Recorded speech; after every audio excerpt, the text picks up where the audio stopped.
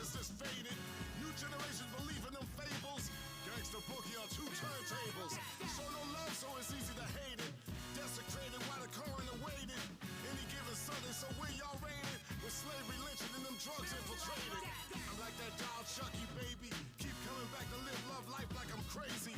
Keep it moving, rising to the top. Duck fresh, clean living, you don't stop. Revolution means change, don't look at me strange. So I can't repeat what other rappers be saying. If you don't stand for something, you fall for anything. Hello, hello. Perfect.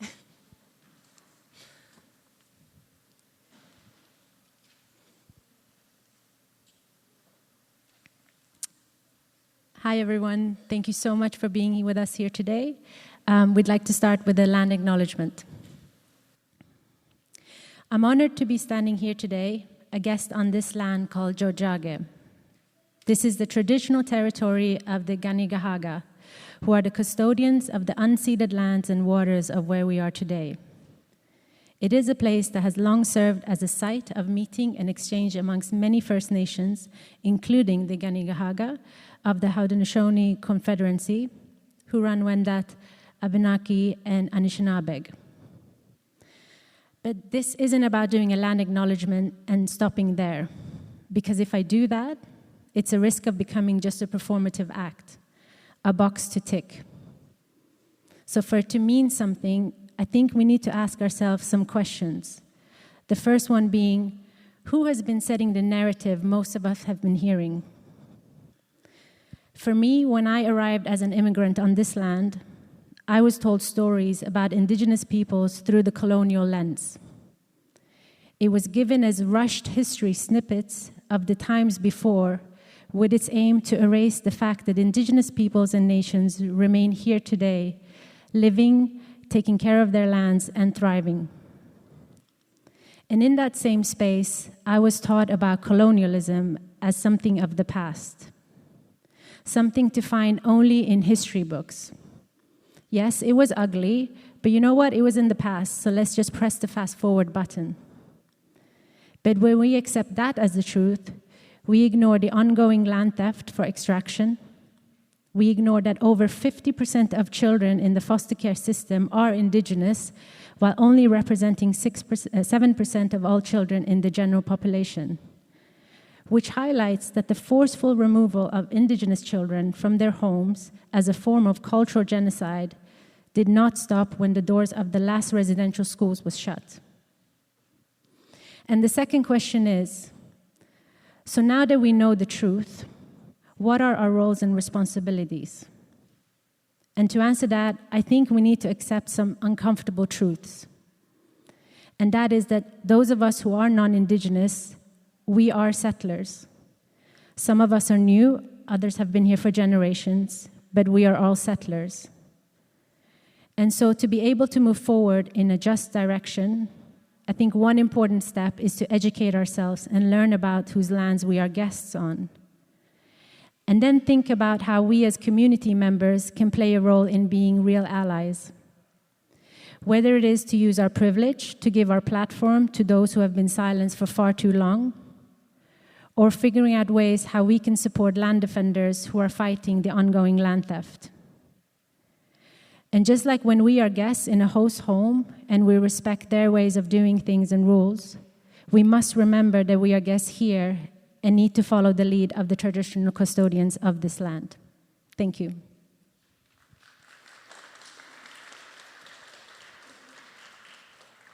And before I pass on to the mic, so today's event will be only in English, but we will have whisper translation at the back, should anyone wish to. Marie, merci beaucoup. And just to let you know that we'll do about 60 minutes of panel discussions, followed by question and answer at the end. Thank you.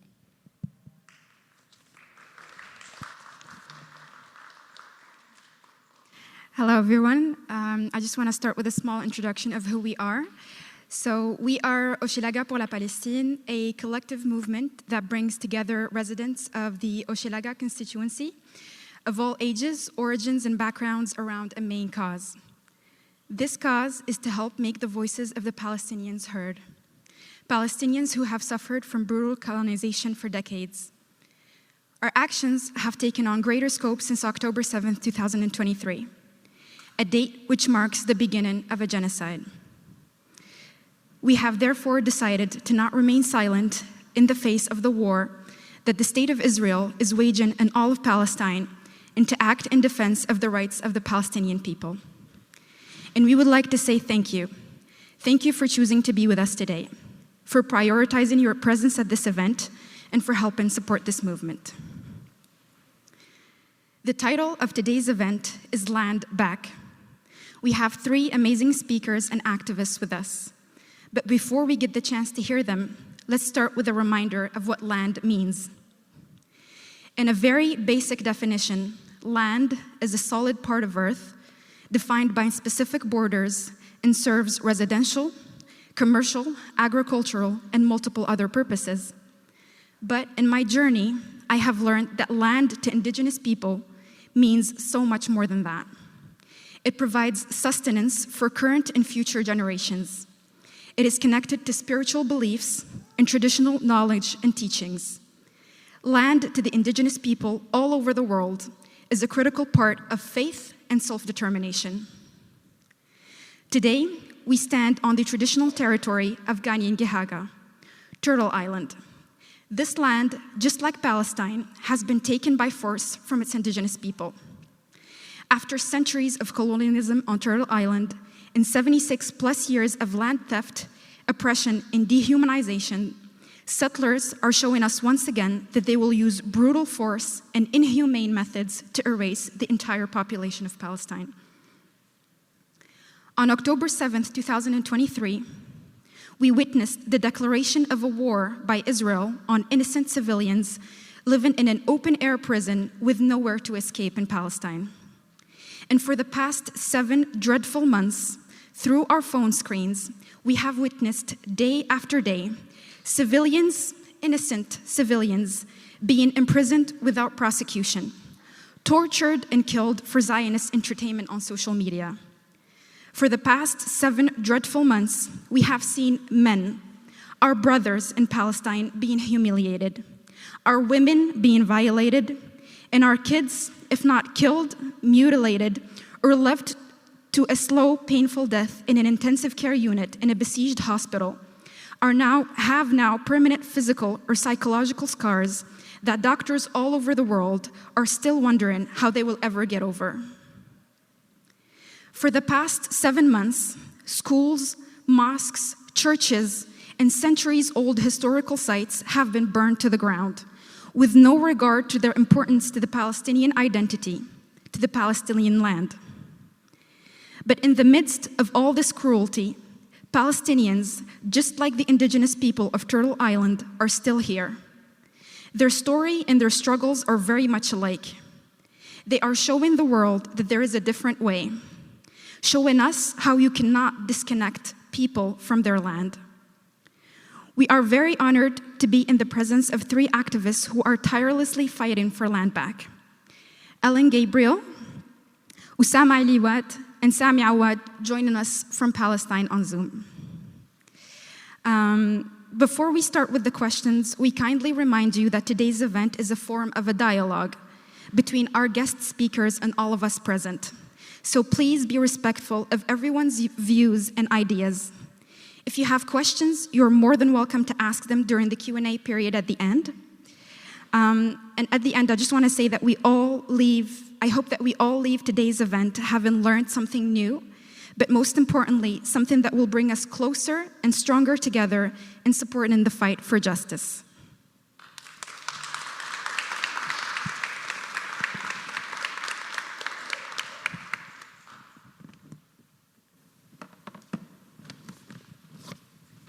Ellen, the first question is going to be for you.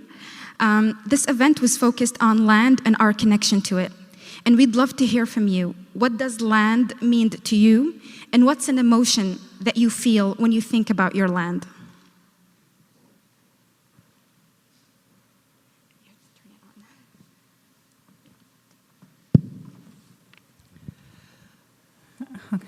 So, warm greetings to everybody. First of all, I have to say that I'm Turtle Clan, and I'm from the community of Gunnesadage, which is northwest of Montreal. And I thank you for inviting me to talk about what land means to Indigenous people.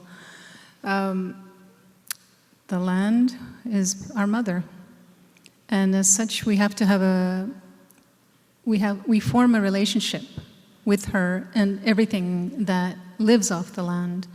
And when we do our acknowledgements, like Ahonda Kariwatekwa, we bring in the voices of all those relations that have a impact in the decisions that we're making today. So from the water, the fish, the green plants, the trees, the birds, all of those are our relations. And our language, our customs, our songs, our ceremonies are all based upon what the land gives to us. So it is a precious part of our identity. We belong to Mother Earth. Mother Earth does not belong to us in the sense that we are just here for a short time. And so all those things that we see and we hear on a daily basis, those are the things that helped us survive colonization. We went to the fish and to the small animals to feed our people when the priests and the colonizers would not allow us to leave to hunt. We relied on the medicines to keep our people healthy. It's been many generations where we did not accept the medicines of the Westerners, and now we rely on it. But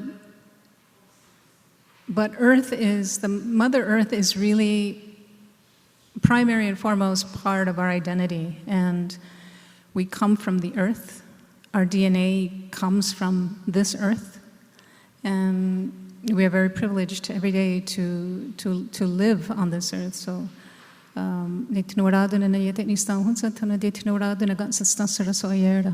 so I give thanks to Mother Earth and all the natural life forces. Thank you very much. I'm going to ask you, Sammy, the same question of what land means to you and what's an emotion that you feel when you think about your land. Yeah, first of all, I just want to express my...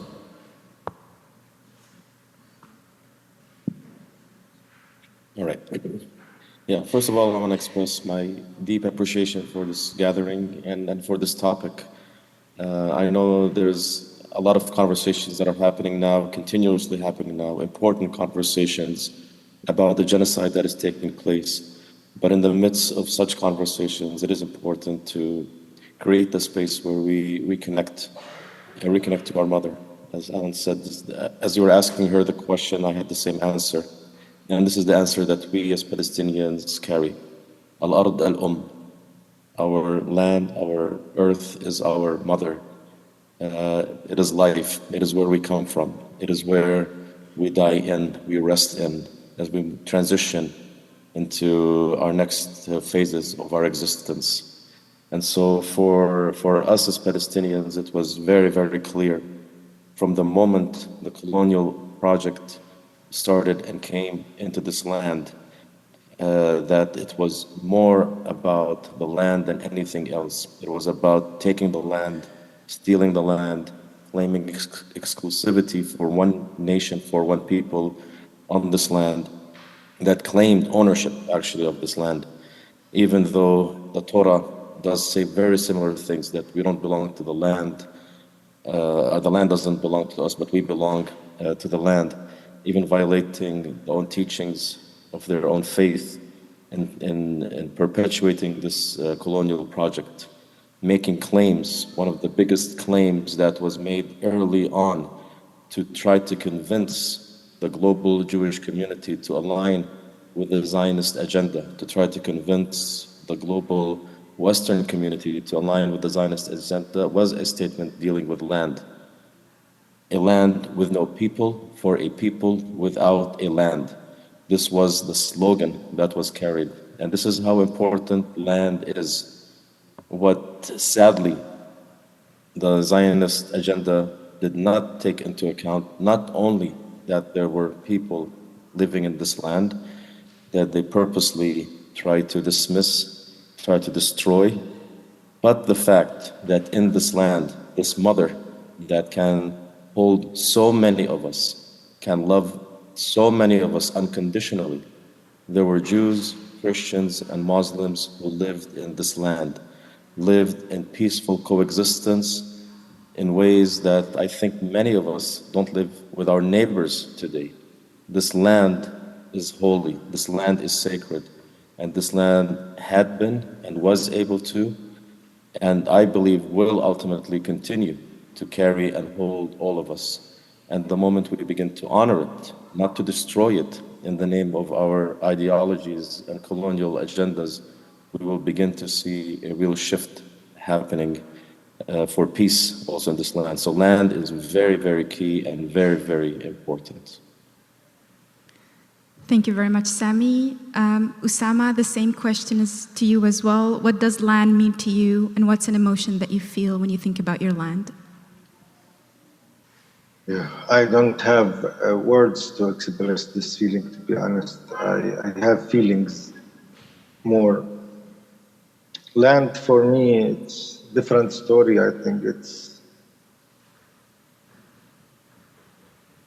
a grandmother more than mother, because it's like the place where I learned a lot about culture, where I know the plants and I smell the rain and I understand the nature, and I feel it and it feels me and it lives in me. Now I'm not only the one who's living in it.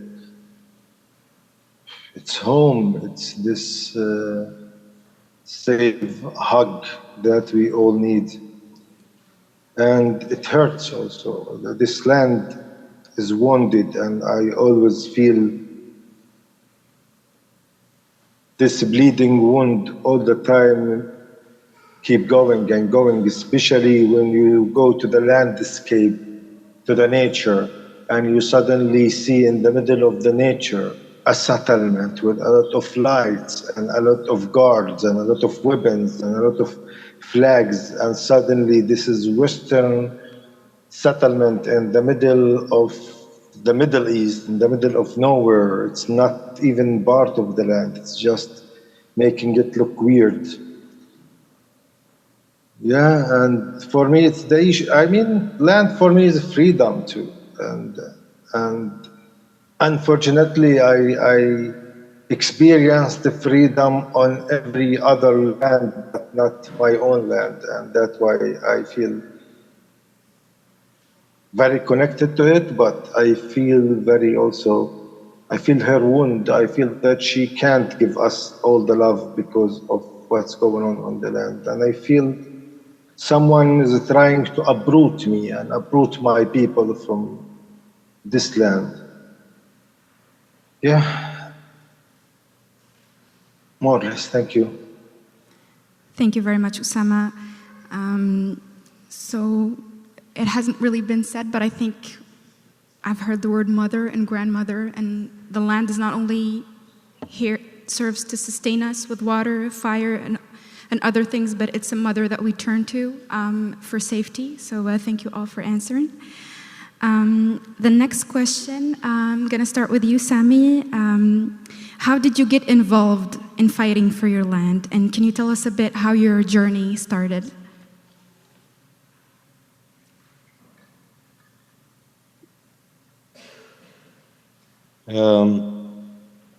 My family history comes from loss of land. My father was born in and grew up in Jerusalem. And before that, part of my family was also born and grew up in Jaffa.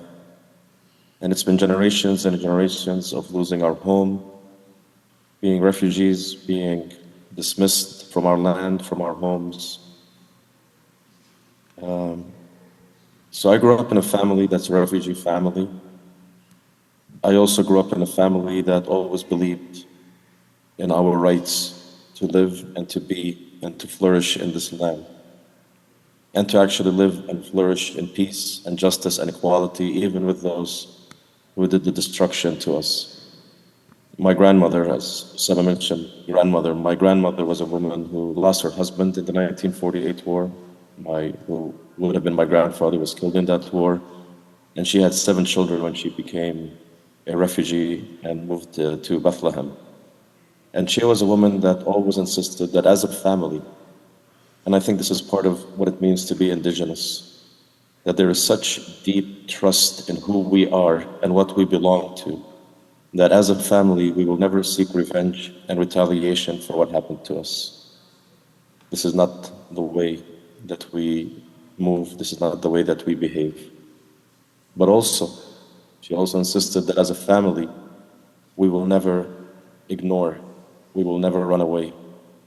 We will fight and resist through nonviolence in seeking peace and reconciliation with those who did this to us. Even though we might not be able to get our home back, our physical home back, but that means we will not allow it to be an easy expulsion of our land, that we will fight and seek peace with those who did this to us.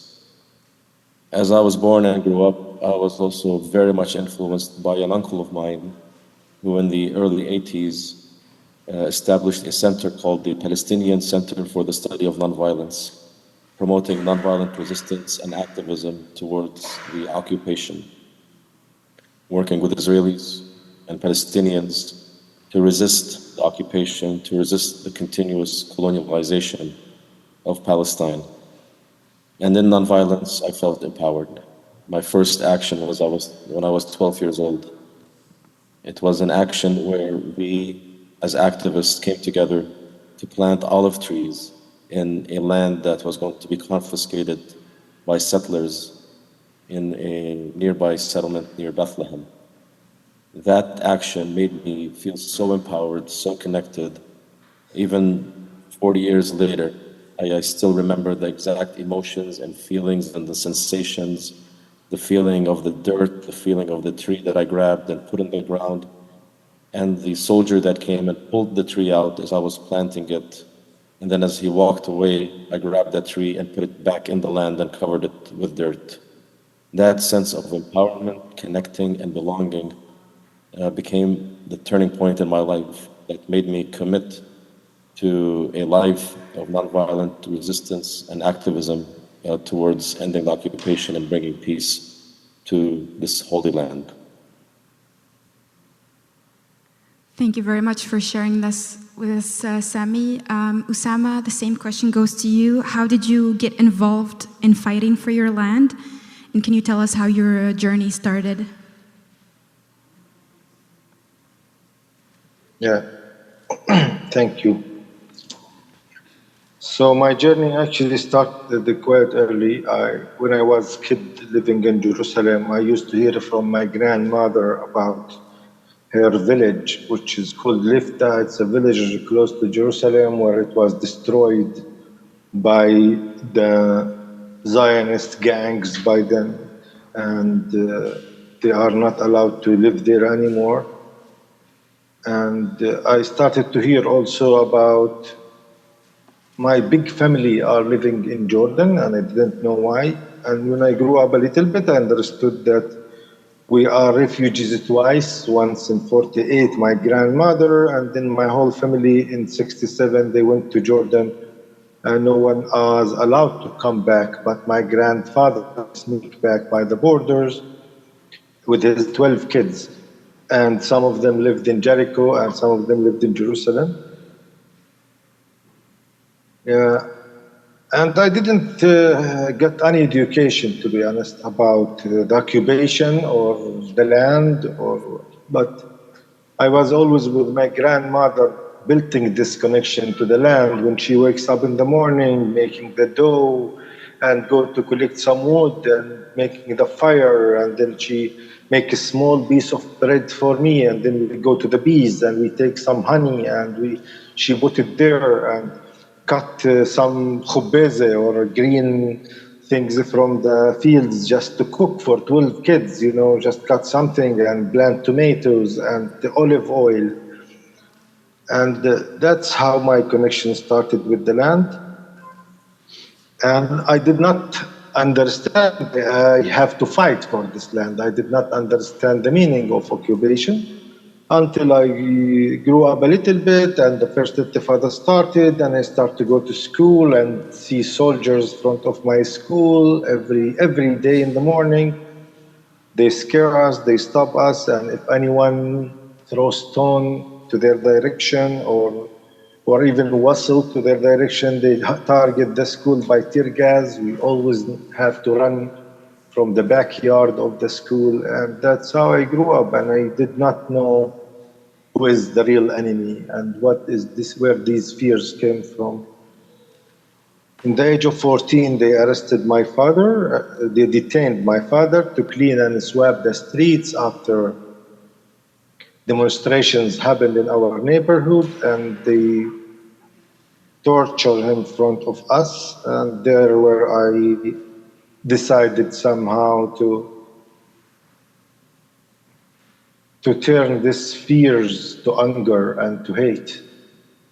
And I started to do something actually non-violent, but I did not have any education about non-violence, but it was just part of our resistance, because they are trying to show our resistance as violent all the time. But no, we went and we wrote graffiti on the walls, and that's part of our resistance. So this graffiti were the first resistance, and then I raised the Palestinian flag, which was forbidden. We cut a tree, we cut some shirts, and we sew it together, my sister, my older sister and I hang this big flag in the neighborhood, and it makes me feel liberation and feel free and feel I have done something.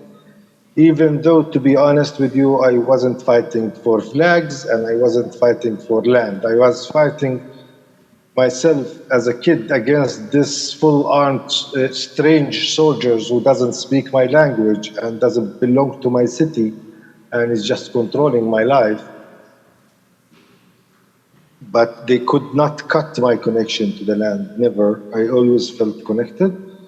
And and after I started to try to find different ways, I supported Oslo, I joined the Palestinian police, and I found out the system is not helping me, you know. I went there to find justice and freedom, and I found in all the systems something is not right. There is no justice. And I decided to try to find different ways. I joined one of the meetings in Beit Jala with one of my friends, and I found out there are some Israelis over there. I was shocked and angry because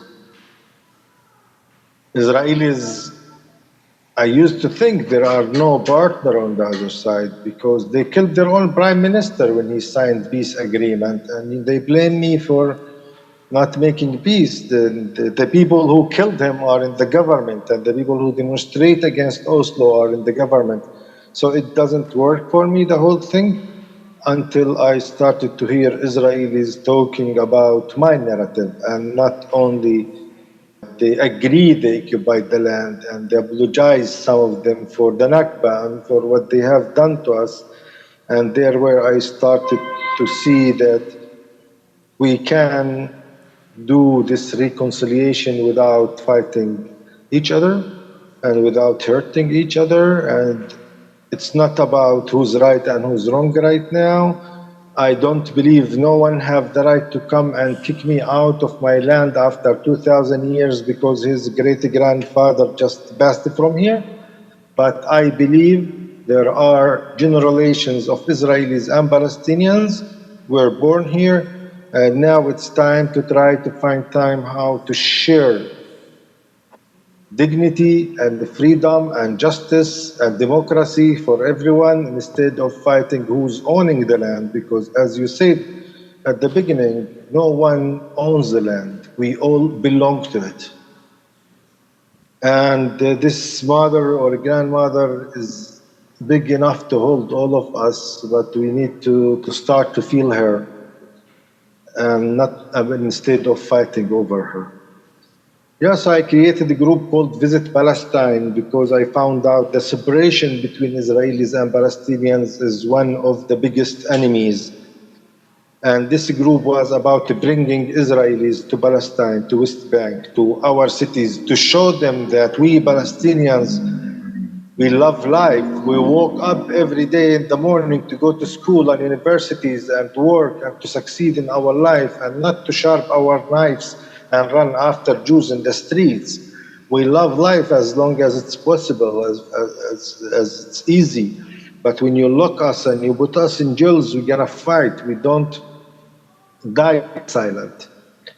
Yeah, and to show them the discrimination and the apartheid is happening here. Like people until today, unfortunately, people are fighting over it is apartheid or not apartheid.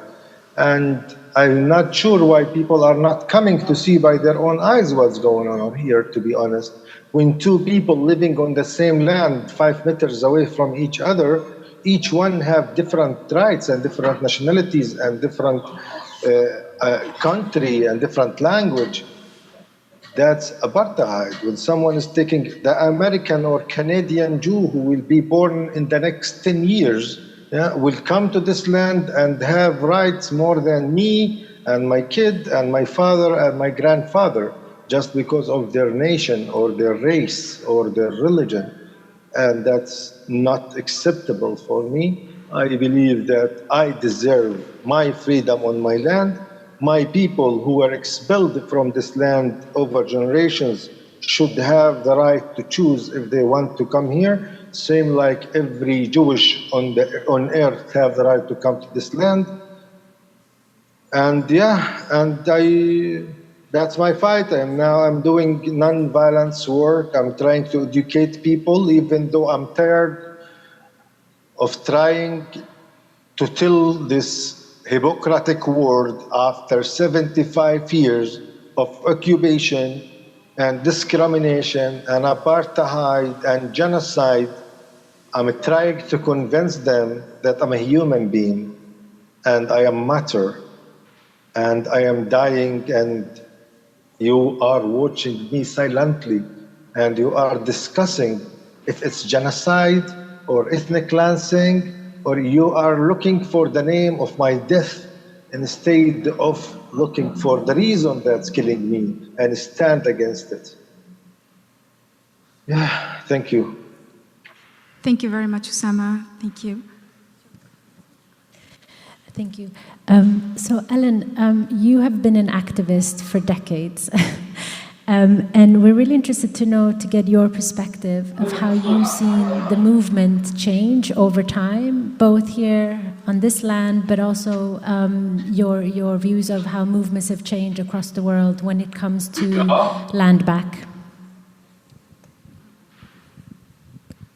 Yeah, that's a really interesting question, because the movement, say 34 years ago, Canadians, and I think indeed most of the world, didn't even know that we existed. They assumed that we were conquered, that we had assimilated into Canadian society, and that the issue of whose land it was over. And when we were under siege in 1990 with the Canadian Army, almost every single Sûreté Québec police officer was on our territory. I think it woke up people, it woke up Indigenous people for sure. The resistance has been going on for many generations, and nobody was listening to all the people who passed before me. They thought we were simple-minded. They thought that we're dirty, we're poor, we don't work. So a lot of the stereotypes that existed in 1990 have dissipated in a sense, because people are starting to understand that Canada is an occupied state. All of Canada, all of Turtle Island belongs to Indigenous people. And the discussion about land back, there are certain people within this province who believe that it is a threat and it's an insult to them for us to say that this is our land. And we are continuing the resistance that our ancestors fought for recognition of our land, to get our land back is not to take people's keys from their homes, but to actually say the land that is not developed, that's on our traditional territory, we should have a say on it. Anytime Montreal wants to change or build anything, they should have the free, prior, and informed consent of Indigenous people of this land. Anytime that the government of Canada wants to make a development or any of its provinces or territories, they should consult with the Indigenous peoples of this land. Because what we're hearing is a lot of rhetoric. The Indian residential school apology was just words on paper. It was actually a court-ordered apology that Stephen Harper issued. But there was really no acknowledgement of genocide. There was really just, the Truth and Reconciliation Commission and all those commissions who have listened to Indigenous people's testimonies of the brutality of Canada and the United Kingdom and France, to spill the blood of Indigenous people, that was not acknowledged. And, I think Canadians, or especially in particular the youth, are far more ahead and more open-minded than their governments. Their governments are busy protecting the rights of corporations. They're busy trying to make money, right? And for us, there is a philosophy of one dish, one spoon, which means everybody eats from the same bowl. Everybody takes their portion of one spoon and leaves some for the rest. And part of that philosophy extends to the faces not yet born. And so what I see is that there are changes, but there's such a long way to go. Religion has been quite successful in assimilating people to the point where traditions are still viewed as witchcraft. So we still have a long way to go within our own communities for reconciliation. But as far as reparations go, it's, compensation for abusing children is not enough. We want our land back. We want to be able to expand the communities. The reserves are essentially equivalent to refugee camps, but the reserve system has not protected us. The reserve system has actually prevented us from growing economically. So the multi-layers of dysfunction caused by the colonizer is something that we're trying to unravel. And it's great that people are starting to understand that Indigenous peoples are here, but it's another thing for them to say, we support you when you talk about land back. Because I think a lot of people think that that's the end. But when you consider the entire island of Montreal and all along the St. Lawrence River was Haudenosaunee land, and there's no signifiers in this city, then I think there's still a long way to go. But our sisters are still being murdered and missing, and the government doesn't care. Development and the RCMP has created a new paramilitary force to fight specifically against Indigenous people, and it worries me. What really worries me is the battle-tested weapons from Gaza that will be used on the citizens of Canada, but in particular against against Indigenous peoples in Canada who have been fighting for our land back for a long time. And we have to go to court. We're the only group of people in this part of the world anyways that has to go to court to have our rights respected. I don't care if you recognize my rights, I really don't, but please respect it. And I think there's a difference because Justin Trudeau has said, we recognize your rights, but it's just empty words, and hopefully people are waking up to the vocabulary that is being used in regards to the propaganda of government. Thank you.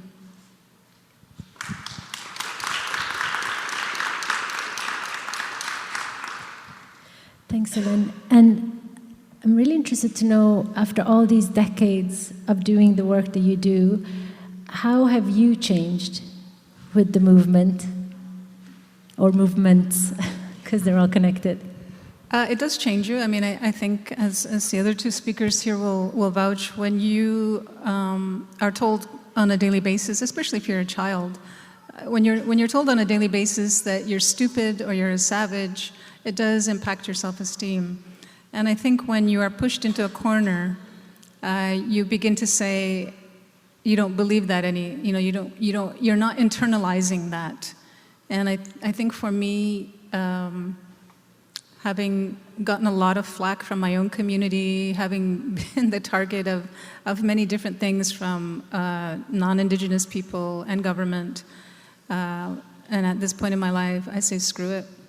I'm going to be whoever I want to be. I'm going to continue to do the work I want to do. I'm doing this for the children. I'm doing it for future generations. And I don't care what the government says. They're a bunch of liars. Every time they speak, they lie. And I think that Canadians should want better from their leadership than a corporate-controlled government. So for me, it's been a big learning curve for me. Thanks.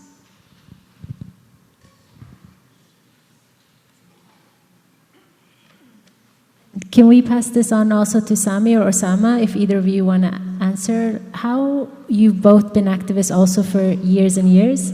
How has the movement changed you?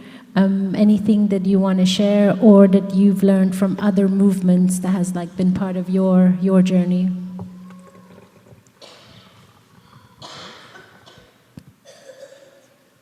Maybe I'll start. My activism, when it started, was mostly focused on political activism, on activism that was aimed at liberating, ending occupation, and establishing an independent state called Palestine. Very much connected to land, very much connected to home, very much connected to a political reality that we wanted to create on this land. But it was motivated by that political intention.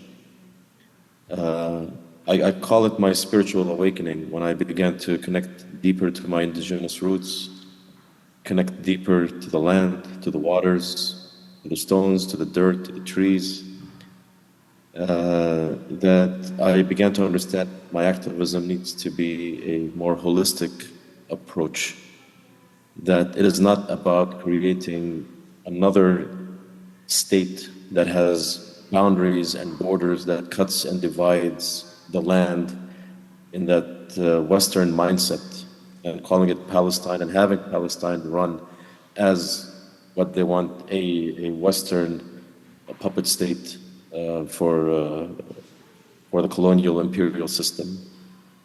And then so I think as I grew in this spiritual practice, I began to understand that it's both about liberating the land, it's about liberating the people, it's about my activism, it's about respecting and honoring the land, reconciling with the land, rebuilding my relationship with the land.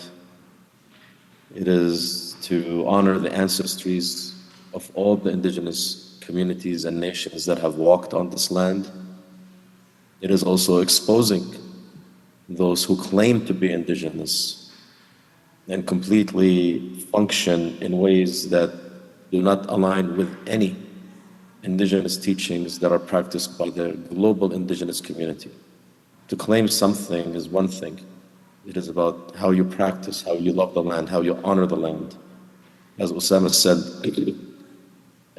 this system has destroyed more land and water than anything in the history of this land, the system of Zionism and colonialism and occupation that we see.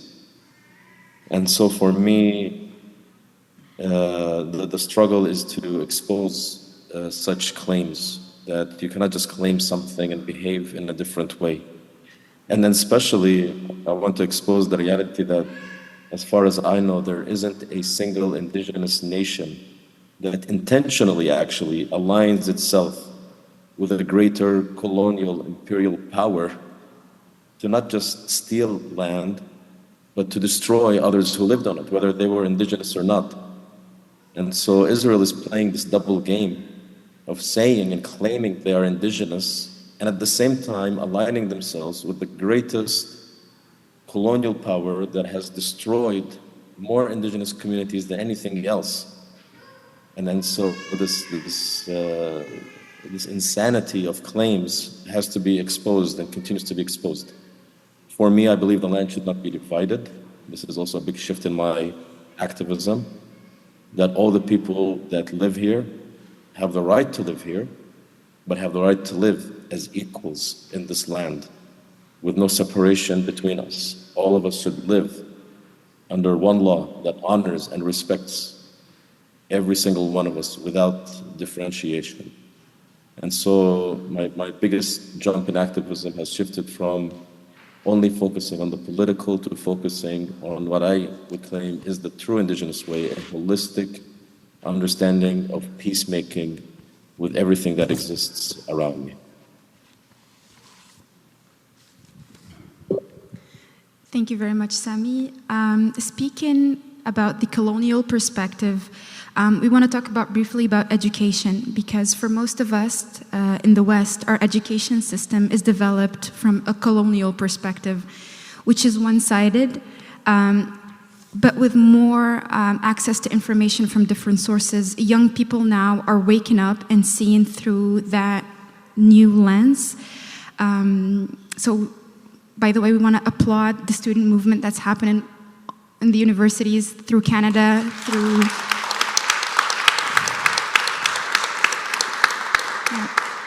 Canada, the US, and all over the world.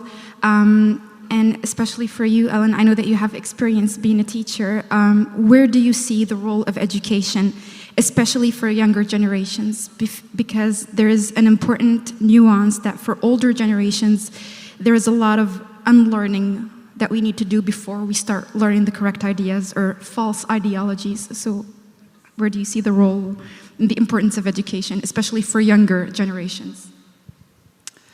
Yeah, I think part of education needs to be revamped, and I think children and youth need to be more on the land to actually appreciate the beauty of it, and to not to look at it as a commodity, but also for Indigenous people to be able to control the curriculum and to be able to talk about Canada's brutal history and the United Kingdom.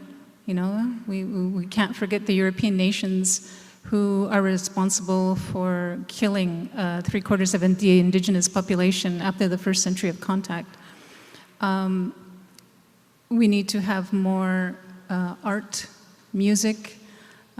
We need to be able to have a way for children to be able to learn, where their food comes from, where their medicine comes from, but also to be able to look from our eyes what it is that we value learning, what is it that we want to see children be able to do, aside from, like, when you go into high school, they just want you to pass your tests so you can graduate high school, right?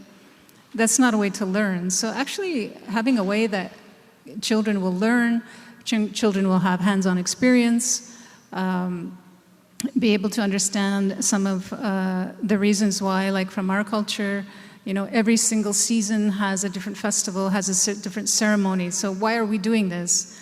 Well, it's because the land means a lot to us. The land is part of our identity. And for children to be able to not just have field trips, but this be an intricate part of curriculum in all children's schools, we should be assimilating you, have from our perspective what's been happening. You can learn a few words just to acknowledge the people's land that you're living on. But education for us, was not a good thing. We didn't view it as something that was positive, and for a long time I didn't either, simply because we are treated as if we, you're getting ahead, you're getting a PhD or you're getting a master's degree because the university has a quota of Indigenous people that it needs to meet, rather than the fact that, well, maybe that person is actually capable, maybe that person is actually intelligent, and to get rid of all these stereotypes that have held us back, to have our laws taught in the schools, to have our identity within the school system so that there's something physically that the students see that says that you're on indigenous land. But, get rid of the Minister of Education's idea of what education is and actually have true partnership with indigenous people where free, prior, and informed consent is, where we bring in human rights, which has been sorely undermined and brought to its knees by the United States and Israel. And to say that this is what human rights means. And it's not something terrible. It's just states do not respect them. But yeah, I think I'll end there and let the other speakers go. Thanks. Thank you very much. Usama, the same question for you, please. Where do you see the importance of education, especially for younger generations, in this fight for justice?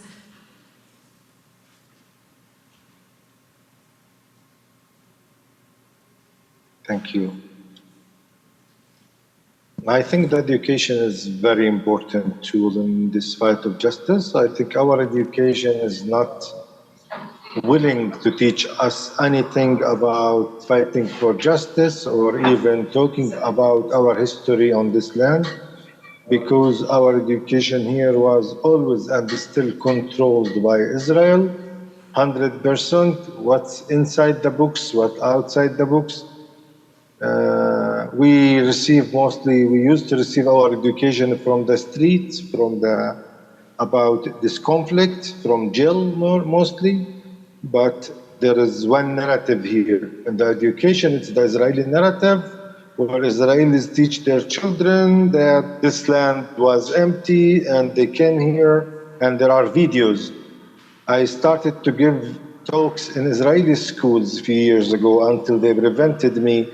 And I started to see that in the kids program, there is videos and there is songs that sings, the land of Israel, it's mine and it's blooming and we built it all together. And when they show this on the movie, they show a black Jew and white Jew and Russian Jew and I don't know what Jew, but they all have kippah.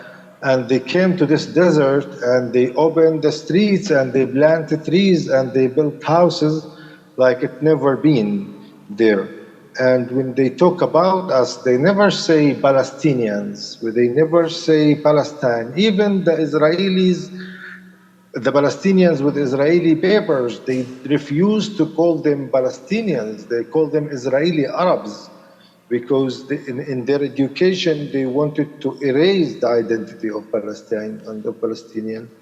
So I think education is a very important tool, and I wish we are free to have some non-violence education for our new generation, even though I don't believe in this time, I'm very hard time. I have no words. I'm trying to filter my words, to be honest, like what education and what Western world and what rights and what you educate us in the schools about the Western world and the human rights and animal rights and women's rights and UNICEF and children's rights.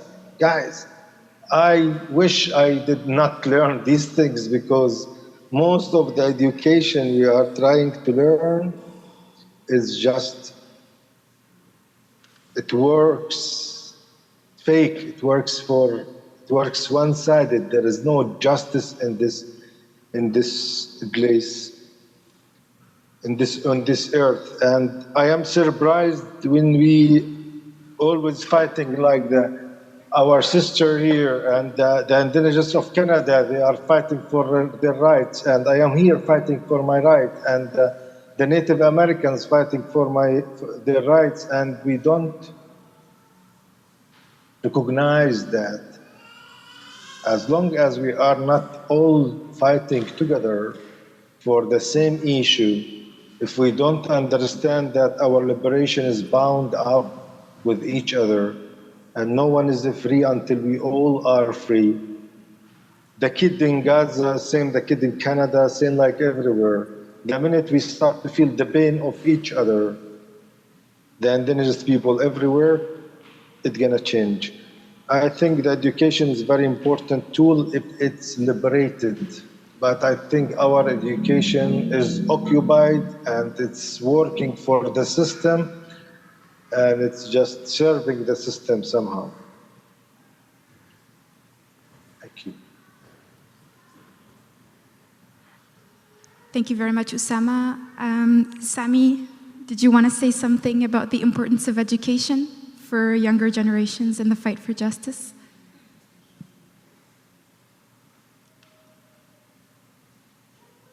Yeah, I think both speakers spoke very well on this. I will just add this point that it is also our responsibility to develop alternative means of education. And I think as indigenous communities, as Palestinians particularly, we are missing the opportunity, and I think there is a real opportunity now, as we're seeing everything destroyed around us, to create not systemic educations, which, as the speaker said, are corrupted and aim only for one thing, but to really begin doing this. I remember in the first Intifada, the first uprising in the 80s, when the Israeli military shut down all schools and universities, we created homeschooling. We created education in our homes. Students would walk sometimes in secret, hiding from soldiers, carrying school bags just to go to a neighbor's home to get an education. I was one of those students. In those education classes, we did not just learn, the 3 R's and geography and history and science. We learned how to plant in our backyards. We learned how to grow food. We learned how to cook food. We learned how to take care of animals. And these things were as threatening to the system of occupation as anything else. The Israeli army would actually raid homes of teachers and arrest them, those who were doing schooling in their homes, because they know that real education and real opportunities of awareness for these young children will be the reason why there will be next generation of revolutionary leaders. So education is very important, and we should always look for opportunities to do it despite the system wanting to suppress such means. Thank you so much, all of you. So we wanted to open up the floor now to the audience. If you have any questions, we will have our lovely Katie, who will have the microphone. You can ask in English or French. You can ask for the whole audience, for the whole panel, or if there's a specific question to a specific panel member. Please, the microphone is yours. You could ask in Arabic too if you want. Absolutely, sorry about that. I'm going to take a privilege and just start with one question myself. So again, I'm Katie from the Hochelaga pour la Palestine team, and I wanted to say greetings to Sami and Osama. Thank you for being here.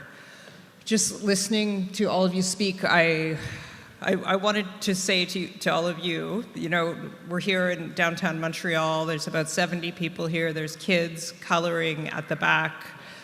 And sometimes it feels very far away. I just want to make sure that you know how much solidarity there is here for the work that all of you have been doing. Ellen's been on the front line of these movements, and we just wanted to send our best. Please send some love and some solidarity. Thank you. So I have a question about solidarity, and this has come up before, but this really is an event that's about learning from each other's movements. So a question to each of you, anyone who wants to answer, can you share something that you've learned from other movements? Ellen has been on the face of Palestinian justice organizing here in Montreal for many years, but especially in the last many months. And I'm sure both of you, through your work and internationalism, have learned quite a lot from other movements. I'd like to hear if there's anything that you can share about specific tactics, ideas, philosophies, something from another movement that has stayed with you in your struggle today. Thank you.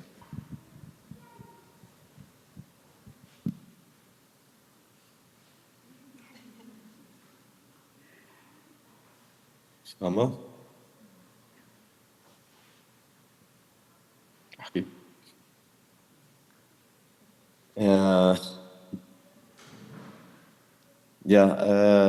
As I mentioned, part of my spiritual awakening that happened a few years back was being witness to the tremendous resiliency and resistance and spirituality that took place in Standing Rock on Turtle Island, where it was combining activism and spirituality together in what is known as sacred activism. And then for me, that was a turning point in my life as well, where from that experience of sacred activism, where we stand strong and stand in steadfastness, in resistance to the injustice, we also stand in prayer. We stand in understanding that this land and this water belongs to everyone. Mini Wachuni, water is life. This was the slogan. And that in our resistance, in our activism, there should not be selfishness. There should be an understanding of the sharing and the opening. And from that direct experience, we organized, Osama, myself, and others were part of a movement called Sumud, where we tried to create the model of Standing Rock on the southern Hebron Hills, bringing people from all around the world to come together, mainly as in Standing Rock, honoring and serving the local indigenous population in what they want to achieve, what they want to resist for, what they want to fight for, what they want to struggle for. And that was an amazing movement. Hundreds of people flocked, many of them, most of them actually Jews from around the world, coming in solidarity with Sumud, which means steadfastness in Arabic. And of course, the response of the Israeli military and settlers was brutal and violent and destructive to the camp that we created and to the movement that we created. But for me, anytime we get such a tremendous violence response from the occupier, from the system, it only means that what we are doing is right and correct. And for me, that was a big turning point in my life that I've learned from indigenous communities all around the world, is that it is not just about resistance, it is about bringing sacredness to your resistance as well.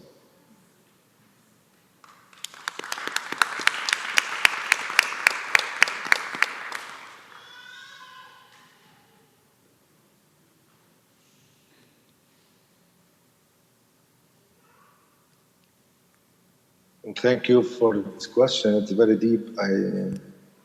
I need time to think and to remember what did I went through and what did I learn. I think mostly what I learned is the most important lesson in this journey, that I was always seeking for peace and freedom and peace and freedom, and it always was for me political, and it's about the land, and it's about Israel, Palestine. And I think during this journey, my vision just grow a little bit, and I start to see things different, and I start to see that first, I'm not the only victim in the world, you know. Like, there are many stories, I'm not aware of it. And I started to understand that peace and freedom and liberation usually start from inside. If you don't have it inside, you won't find it outside in any place, even if you are in the biggest democratic free place in the world. Yeah, and I learned the new tools actually about resistance, and I started to accept other people's opinions and to learn how to meet them where they are and how to build connection with people before I correct them and before I put my anger and my beliefs on them, and give people space to talk about their own narrative. Maybe these things I just learned in my journey from other organizations. And to be honest, mostly the connection to the land. I was always somehow connected to the land by using it, by growing trees and harvesting trees or collecting wood or digging well or whatever. But I never felt this peace with the land, with the connection and for the landscape and the trees and the moon and all these things I learned it through this journey, because as Sami said, it's sacredness work and sacredness resistance, and it should be come from outside in order to be able to see the results outside. Thank you.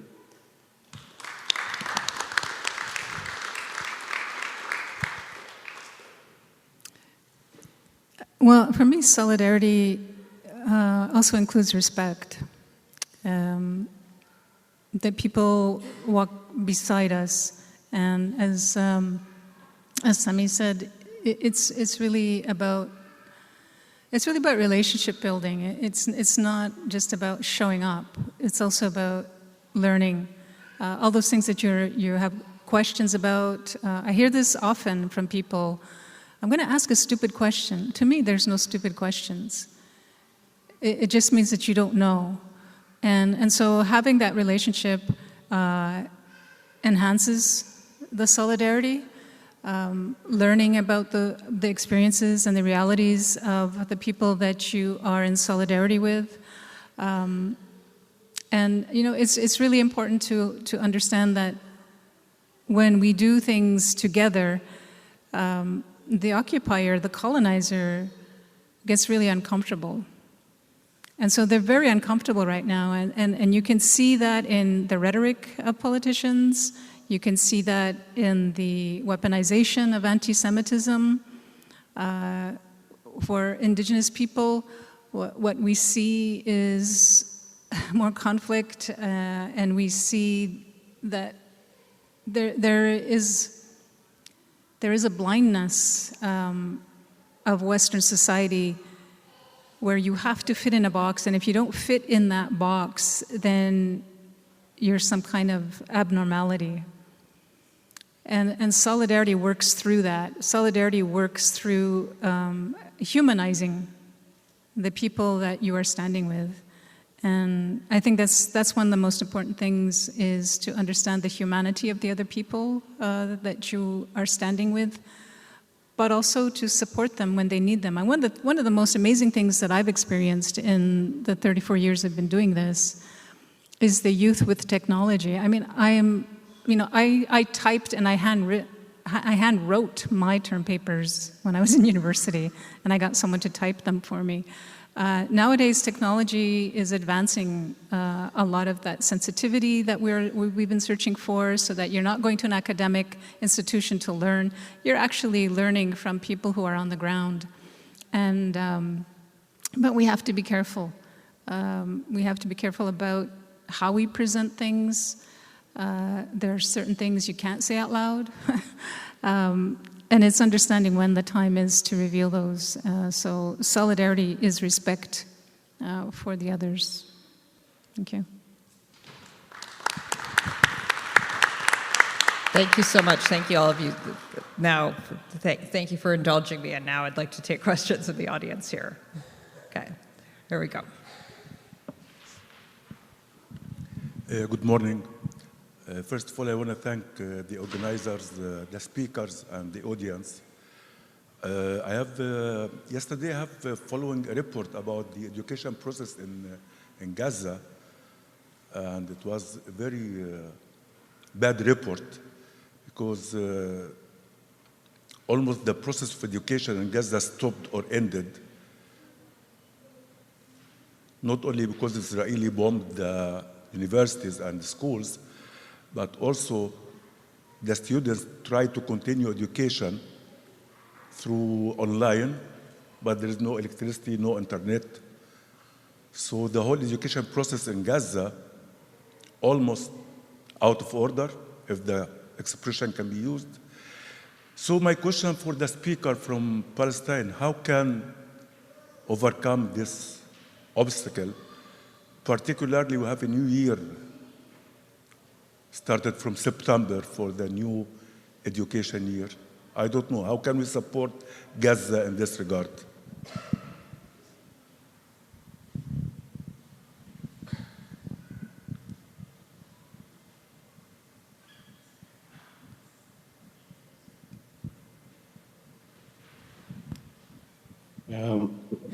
I mean, you're very right about what is happening. Thank you for sharing this. As I said also before, during the first Intifada, one of the first things that the Israeli occupation did was shut down schools and universities to prevent education. And at that time, yes, we didn't have internet, we didn't have online, and we were able to do education at homes as much as we could, and even that was suppressed. As Osama said, we are one of the most educated nations in the Middle East, and this education is power. And there is absolutely no doubt that the occupation does not want us to be educated. They want us to be a slave labor force to their system. Some of the first, and they continue to do this, it's not just the destruction of universities and hospitals, it is the killing of professors and teachers and doctors and engineers in Gaza, intentionally targeted and assassinated by the occupation.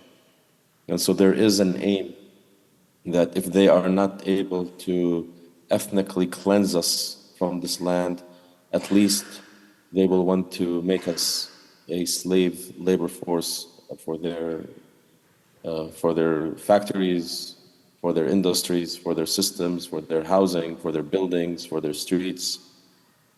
And this is why I said before, we as people need to take responsibility for this. We need to be aware of this, and most people are aware of this. And I think awareness at this point is a strong tool to help us understand that this is something that we have to fight. I wish I had an answer for you to say, yes, what you could do from Turtle Island to support the education in Gaza specifically. But I think one thing we need to do is just trust the people there, the level of awareness, the level of intelligence that people have there, that they will create alternatives. And as soon as it is possible, I know, I've also seen actually pictures of this, children beginning to carry their school bags and move and go to learn. This is how important education is for us. I think what we could do is to keep creating awareness around this point of injustice and keep pushing the politicians in your country and other countries to address this issue. This is what I would recommend now. And as soon as we're able to, yes, I would support the development of online courses. We could come together, create different programs, education programs, and support these children to not just catch up, but also to run ahead of others when it's possible to do so. Thank you. So we're here in Montreal. We have a question en français, and now is also my chance to thank Marie for doing translation all through this event. So maybe you can translate the question as well. Yes, bonjour. Je suis ici par le comité social, c'est-à-dire que j'ai découvert à la bibliothèque du comité social dans Sainte-Marie. J'y suis allée et j'ai vu qu'il y aurait une conférence aujourd'hui. Je suis très heureuse d'être là parce que depuis longtemps, je suis seule, je suis une personne âgée. Je vis seule et depuis un bout de temps. Je me rends compte jusqu'à quel point qu'on a fait une erreur, nous, les Canadiens, nous, les Québécois, en volant vos terres, à vous, les Autochtones. Aujourd'hui, moi, je pensais que la conférence était strictement à propos des Palestiniens. Et depuis cette guerre stupide, retenue, voulue, acceptée par le président d'Israël, qui est un fou, d'après moi, un vrai malade, et que le Canada adhère, n'adhère pas à ça, mais soutient M. Joe Biden à sa vente des armes aux Israéliens. Ça me dépasse et ça m'écoeure. À tout événement, je dois vous demander qu'il y ait d'autres conférences et que vous, les Autochtones, ici, ayez plus de programmes pour nous sensibiliser.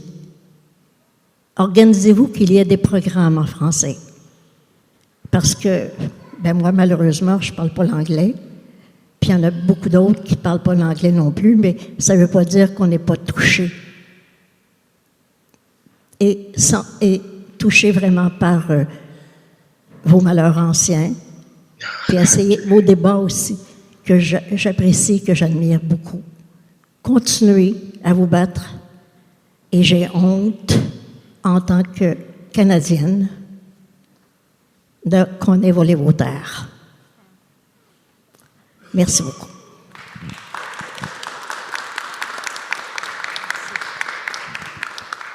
I'm going to translate briefly. This is more of a comment than a question. There was a lot of ideas, so I'll do my best. Lise was saying that she found out about this event going to the library, and so she came here because she was interested in learning about Palestine without knowing much about the event, and she was happily surprised to see that there were links being made between the Palestinian fight and the fight for Indigenous people's rights here in Canada on Turtle Island. She said that she is sorry and feels ashamed as a Canadian and as a Quebecer that Indigenous lands were stolen. And she also expressed the idea that it's shameful that the Canadian government is selling arms and to Israel and supporting the American administration, also providing weapons to Israel. And she also expressed a wish that there were more of these types of events that could be accessible to people who speak only French, because there's so much to learn and there's so much solidarity to build. So she wishes that there's more of these events in the future where we can learn about Indigenous history and Indigenous resistance here, so that we can build solidarity together. I hope that's it.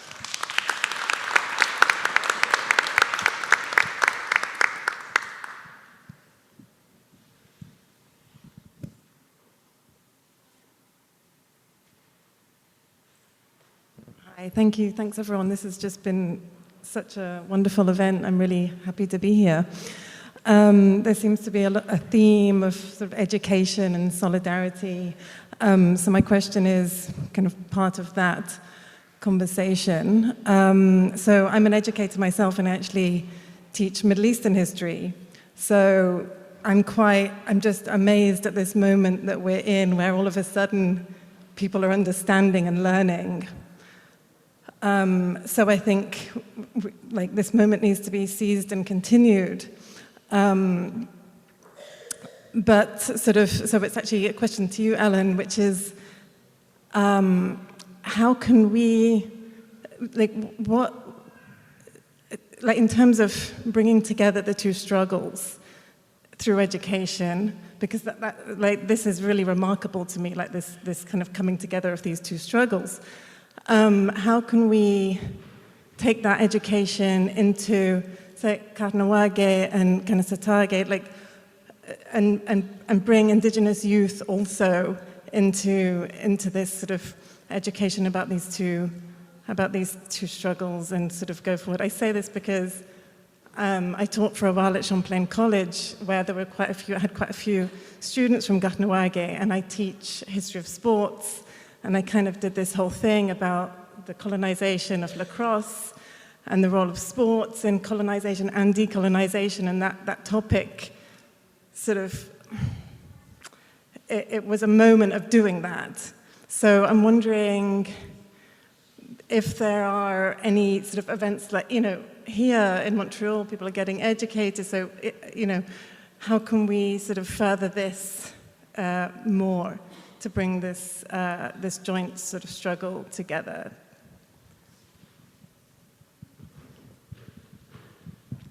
I apologize. The sound echoes for me, so I can't really hear too well. But if I understand your question, you want to know how to decolonize the education system? Just to clarify, I'm not from Ganawage. Yeah, because I can't speak on the school system other than what you have, which is a sort of survival school, which Quebec did not recognize as any of the students who graduated from that high school because it was controlled by the Mohawk people in Ganawage. So I think when we talk about, when people are interested in learning, there are many reports that talk about the experiences of Indigenous people, from the Royal Commission on Aboriginal Peoples, which came from the 1990 crisis, the Mohawk crisis. There's the Truth and Reconciliation Report, there's the Murdered and Missing Indigenous Women, there's the Vienne Report, there's numerous reports which are sitting on shelves that nobody's teaching. We have a history book from my community called At the Wood's Edge, which is a ceremony where visitors who come build a fire, and then they tell us why they want to come into our territory. And if we think the reason is good enough, the women will let those people in. And I think that's the way education should also be done, with this ceremony of At the Wood's Edge. Like, what do you want to learn? What is the purpose for you learning? Are you going to take that information and share it? Are you going to take that information and change your government? Because really that's where the challenges lie for us. Because they will say they spend X amount of $1 million on First Nations, and it's a term that I detest, by the way. First Nations is really the Canadian government's way to say we're the first to colonize the Americas because we came from Asia, which is a lie. And the Bering Strait theory has been disproved. So there's lesson number one. We're from here. We didn't come from Asia. Maybe there were, because there was a bridge. There was an ice bridge. People were traveling back and forth. So if we can correct that, to me, we're on the right path, right? The events, like community has their own events. Sometimes people are welcome. Sometimes it's just for the community. A lot of the events, to the lady who just asked a question, a lot of universities do events. For us, it's a little bit difficult because we're just trying to stay alive. We're just trying to survive. I'm very honored to have been asked by the organizers here to come and speak and be part of this land back discussion.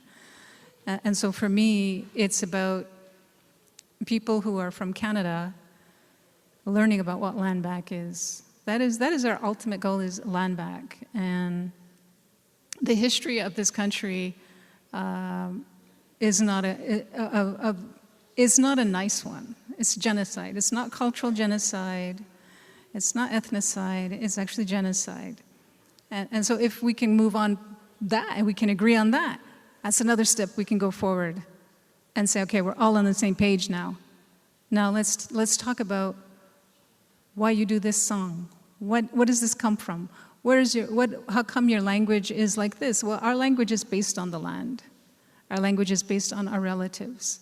Our language is based on the kindness, compassion, and love for yourself, for each other, for the land, and all the relations up to the sky. And if we can assimilate you, then your minds can be open to education. That's what I think. But I'm just a radical in that sense. But I thank you for the question. It's a big discussion. It's a big discussion, but it's a great question. Thank you. Yeah, he's going to repeat it just a little bit louder. The question was, do you feel that we are in a time of accelerated destruction? And if you do, how do you continue to do the work in education and nonviolence that you do?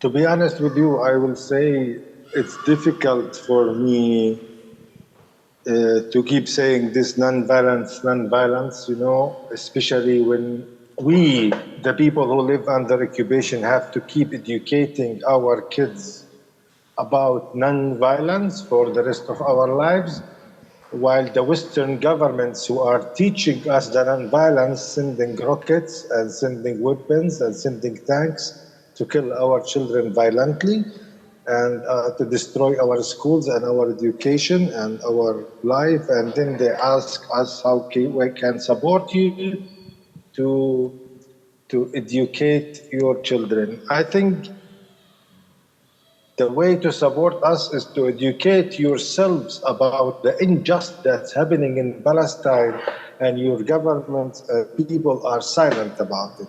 That's the first education we have to start with. And to educate ourselves about the native people also stories, either in Palestine or in Canada or anywhere in the world.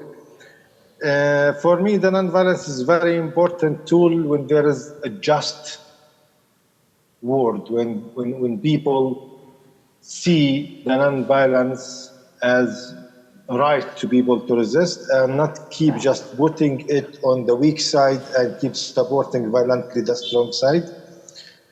I don't know if I get your question all the way, Sam. You can continue. I just didn't got the meaning or the depth of the question. Sami? Yeah, thank you, Osama. And thank you for the question. It is very important.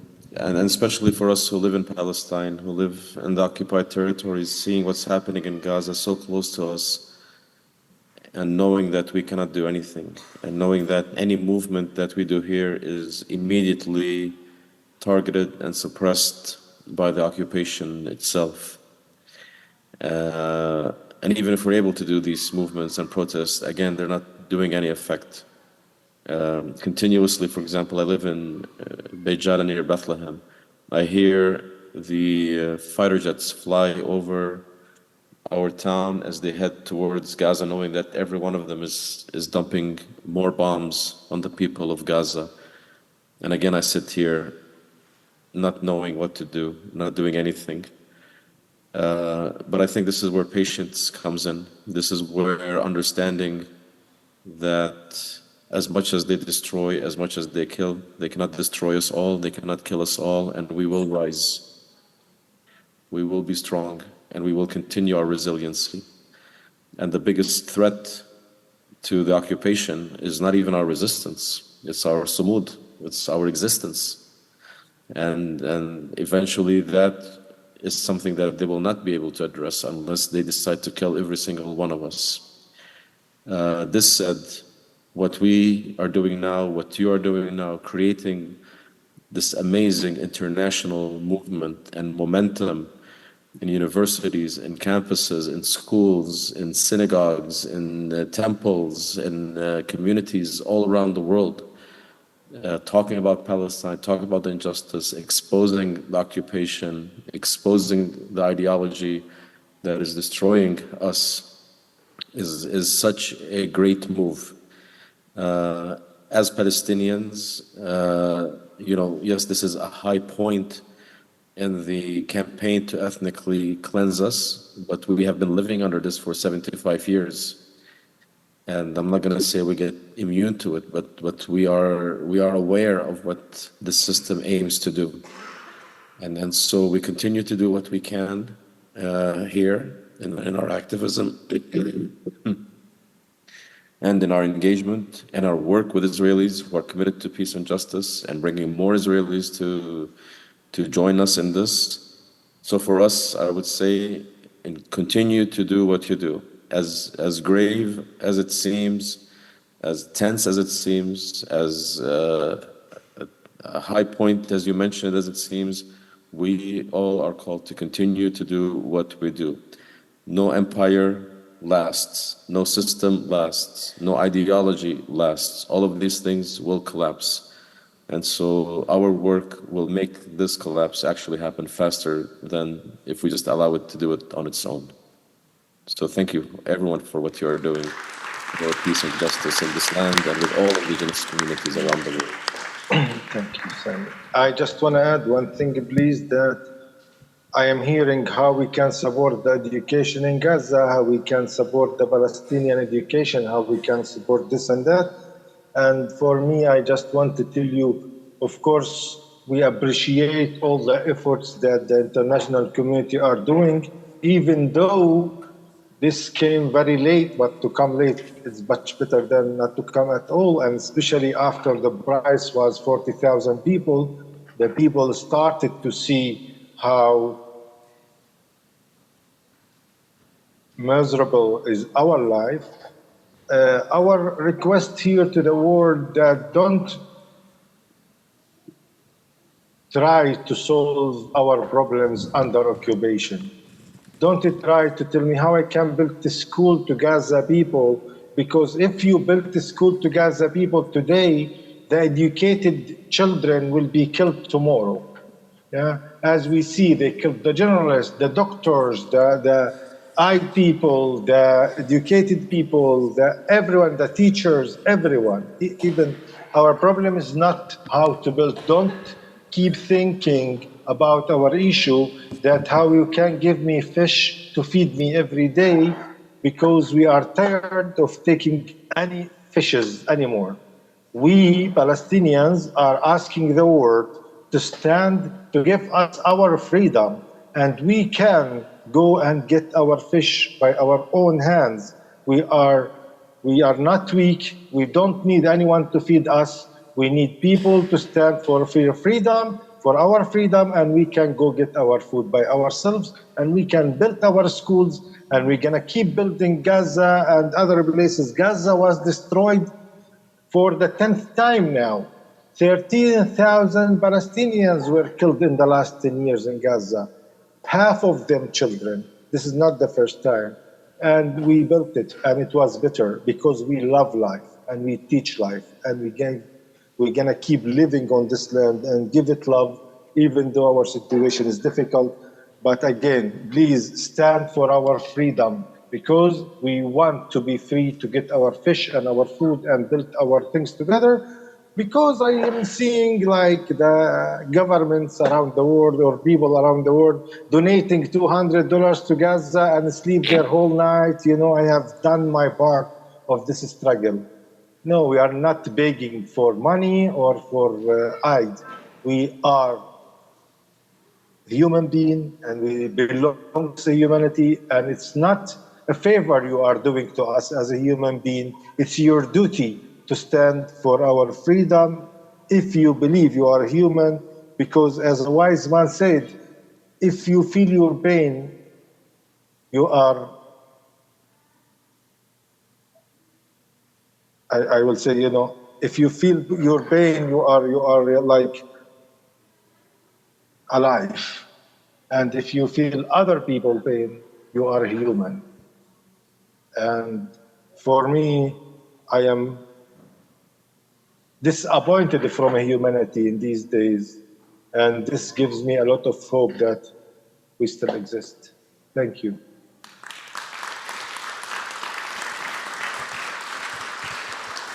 So, can I just? I think your question is very poignant because it is accelerating, but for Indigenous people, a lot of Indigenous people right across the Americas believe that this is the prophecy time where things will change and that there will be a lot of hardship, but at the end of that, there will be a cleansing, there will be a change in the mindset of humanity. because right now it's the elite who benefit from the laws. And we are always expected to be the peaceful ones. We are always, and if we're not peaceful, then it goes to validate the rhetoric and the propaganda of the governments. And I always find it really difficult for people to say, let's do a peaceful protest. And yes, we always try to be peaceful. What I can't stand is how universities like UCLA, like Columbia, hopefully not with McGill, but how they see themselves, they're using violence against their own youth. And so you see that when you are attacked, and you could see the people who were around them, who wanted to do something, but they couldn't because they knew that the police would brutalize them. What are you doing about the police forces? Is it really necessary for them to arrest people and break their ribs and bound their hands and bind their feet? These are students who are just probably out of high school, getting their young lives together, that are ruined specifically because the Zionists have controlled the governments and the definition of anti-Semitism. What we need to do is say, yes, peaceful resistance is our first choice, but I'm not going to let you hurt me, I'm not going to let you hurt my sister or my brother. And I think that's what the government needs to hear from the people. We are against the war. We are against the genocide. We want peace. There is nothing wrong with what we are doing now, and people need to keep reminding themselves that the violence is always escalated from the state authorities. They do the dirty work.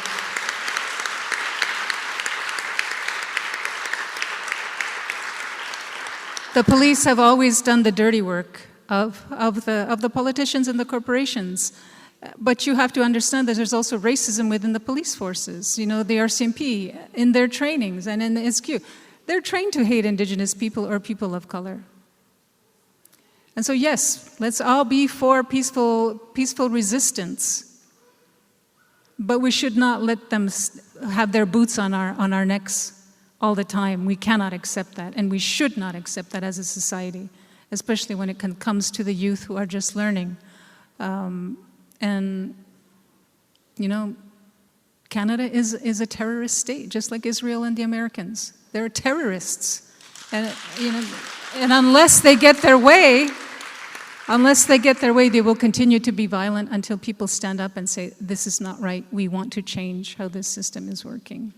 And it's got to come from you guys, your voices. So, thank you. Thank you so much for those wise words, very powerful words. I know that there are a few more questions. Unfortunately, we have run out of time. I'm really, really sorry. We're just very mindful of the time because we know there's a PYM manif happening at 2, and we don't want anyone to miss that. Speaking of PYM, Miriam from PYM is here, and she'd like to borrow the microphone for a little bit. Thank you. Assalamu alaikum, everyone. Bonjour. Hi. First of all, I'd like to thank everyone for coming today, and I applaud everybody's resilience, although I kind of resent it as well because I wish our people didn't have to develop that type of resilience under those circumstances. But yeah. So I just want to announce first of all, we have a demonstration at 2 at Concordia. On Guy and Maisonneuve, and also on May 11th at 2 p.m. where there's a regional liberation march for the 76th year commemoration of the Nakba, organized by Lawyers for Palestine, Workers Alliance for Palestine, Palestine Quebec, and Labor for Palestine, trying to mobilize the province of Quebec as a whole, and the demands are obviously an immediate ceasefire, an end to all Canadian ties and complicity with Israel, lifting the siege on Gaza, and allowing the free flow of humanitarian aid, the release of all political prisoners, and inshallah a free Palestine from the river to the sea. So thank you. Thank you. So, it has always been about the land, what connects us on the land and what connects us underneath it. We set up this event to learn about land back, which, by the way, is not just a slogan, but an invitation to a verb, to doing, to taking action. We wanted to create a space for shared learning to see and connect the dots, to show that just like the trees that have a distance between can be connected by their roots, so are our roots, that our struggles are connected, no matter the distance between the lands or the oceans that may be between them. That no matter whether your roots have always been grown in one place, or for us who have had our young roots pulled out of the land in order to escape the bombs that block the stars in the sky above, our roots remain connected. Because it's when we connect the dots that we can find our path to a collective liberation. And listening and learning from Ellen, Sami, and Osama today, talking about their personal stories and connections to the land, but also how these are part of each other's stories, we hope that we did just that. This event wouldn't have been possible without the beauty of our community. You know, in ecosystems, species and organisms work together in this intricate web to maintain balance and support, to support life. And I think so are we, each person bringing something to support the wider community. So we want to say a great thank you to Ola for making the beautiful poster for our event. We want to thank Eric, Paul, and Will for helping with all the tech and letting us have this incredible venue. We want to thank Samar for showing us what true Sumud really means. We want to thank Mohanid and Abbas for taking the time to be our official photographers. Un grand merci pour Marie for helping with us with the translation today. A very warm welcome, thank you to Brendan for keeping our souls alive with unlimited delicious coffee. My personal thanks to Linda, Sarah, and Katie, our core team in the Hochelaga pour la Palestine, who are working tirelessly to keeping each other going. To the speakers for sharing so generously of their time and wisdom. And lastly, to all of you for taking the time to being with us here today. So with our last thing, if you're willing and if you can, please stand up. And just raise your fist up in the air. And we hope that this fist is our way to guide us in our collective liberation. And please say with me, in our thousands and in our billions, we are all Palestinians. In our thousands and in our billions, we are all Palestinians. Thank you very much. Shukran.